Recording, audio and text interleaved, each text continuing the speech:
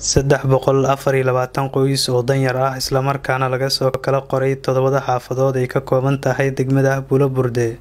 ayaa maanta loo qaybiyay deeq raashin ah oo ka timid dowladda federaalka Soomaaliya soona martay hay'adda maareynta musiibooyinka dowlad goboleedka Hirshabelle wakiilna uu uga yahay suduwaha wasaaradda gargaarka iyo maareynta musiibooyinka degmada Bulaburde Amiin Abdicasiis Sheecali dadkani ka faa'iideystay deeqdani raashinka ayaa u badan dad ka soo barakacay deegaanada hoos yimaada degmada Bulaburde maadaama dagaal lagu ciribtirayo khawaarijta uu ka socdo gobolka Hiiraan qaar ka mid ah dadkii ka faa'iideystay ayaa u mahadcelisay dadkii soo gaarsiiyay deeqdani inta kale qolooyinkii noogu deeqay mucaawinadan ilaahay khayr ka siiyo inagana waa qaadana ilaahay nooc alfa waxayno intaas aan ugu mahadnaqayaa dadkeena oo raashinka noo bixiyay insha Allah waa mahadsantiin hadii duceysantiin magac Allah istii mahad waxa iskale ilaah waa iskale maxay intii dhibatay oo soo qaadatay oo maxay oo keentayna ilaahay ajraasan laagsiyo intii oo masaakiin loogu talagalayna ilaahay ha u barakeeyo doomiyaha degmada Bulaburde Xasan Maxamed Cabdi ayaana sheegay in aysan intaani waxba ay ku taraynin dadka ku soo barakacay degmada Bulaburde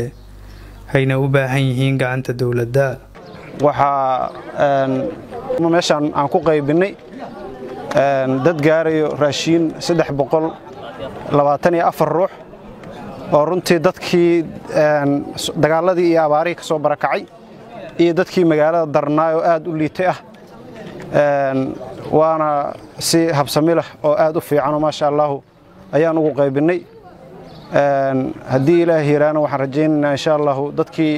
ay ka soo gaartay deeqdaano inaan aanu mahad celino waxaan leenahay aad u mahadsantihiin ajri xasanaad Ilaahay ka siiyo dadkan ka faa'iideystay aad u daranay waxaan rajaynaynaa in gacantaanu ma kaafiso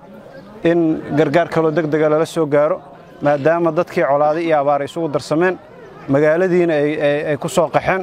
xaafadaha qaarna ay la circirayso dad abaarihii colaadihii ka soo qax sidaas darteeda gacan dawladeed oo xoogan ay u baahan yihiin intaanuna ma kaafiso hadda 324 ruux aan saakay u qaybinay raashinkii yaalay oo naga soo gaaray dowladda federaalka Soomaaliya marka hadii Ilaahay sidaas si lamid ayaan u qaybin doonaa wixii kale oo na soo gaara